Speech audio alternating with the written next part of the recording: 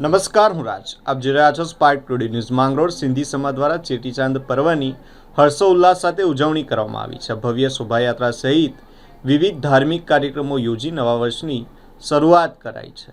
માંગરોળ સિંધી સમાજ દ્વારા ઈષ્ટદેવ ભગવાન શ્રી ઝૂલેલાલ જયંતિ ચેટીચાંદ પર્વ ધામધૂમથી ઉજવાયો, જેમાં સવારે શ્રી ઝૂલેલાલ મંદિરે ધ્વજારોહણ, મહાઆરતી, સત્સંગ સમૂહ પ્રસાદ જેવા ધાર્મિક કાર્યક્રમો તેમજ સાંજે બહોળી સંખ્યામાં સિંધી સમાજના ભાઈઓ બહેનો સાથે ડીજેના તાલે આયોલાલ ઝૂલેલાલના નાદ સાથે ભવ્ય શોભાયાત્રા કાઢવામાં આવી હતી. શોભાયાત્રા દરમિયાન માંગરોળના ધારાસભ્ય, શહેર ભાજપ પ્રમુખ, નગરપાલિકા પ્રમુખ સહિત રાજકીય સામાજિક અગ્રણીઓ પણ જોડાયા હતા.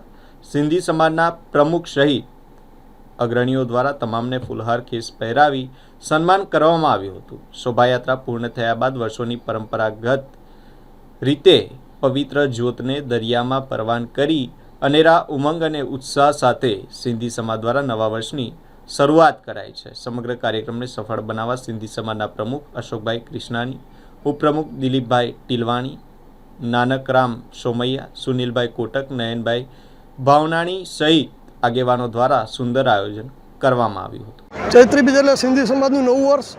આ નવા વર્ષના નિમિત્તે સિંધી સમાજ દ્વારા હર્ષોલ્લાસથી ઉજવણી કરવામાં આવે છે અને આ ઉજવણીના ભાગરૂપે સવારે 8 વાગ્યે આજે આરતીનો કાર્યક્રમ હોય છે. ત્યારબાદ બપોરે 12 વાગ્યે ભંડારાનું એટલે કે લંગર પ્રસાદનું આયોજન હોય છે.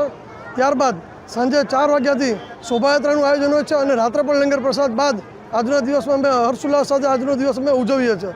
અને આજની અમારી આ શોભાયાત્રામાં માંગરોળના લોકપ્રિય અને હર હંમેશા પ્રજાની વચ્ચે રહેતા અમારા લોકપ્રિય ધારાસભ્ય શ્રી ભગવાનજીભાઈ કરકટિયા તેમજ નગરપાલિકા પાર્ષદ પ્રમુખ શ્રી બેન કૃષ્ણાબેન થાપણિયા અને હિન્દુ સમાજ તેમજ ધાર્મિક સંગઠનના હોદ્દેદારો અને ખૂબ મોટી સંખ્યામાં અમારા સમાજના બધા જ નાના મોટા વડીલ બંધુઓ, ભાઈઓ બહેનો બધા જોડાયા છે અને ખૂબ ઉત્સાહપૂર્વક આજની અમે ઉજવણી કરેલ છે.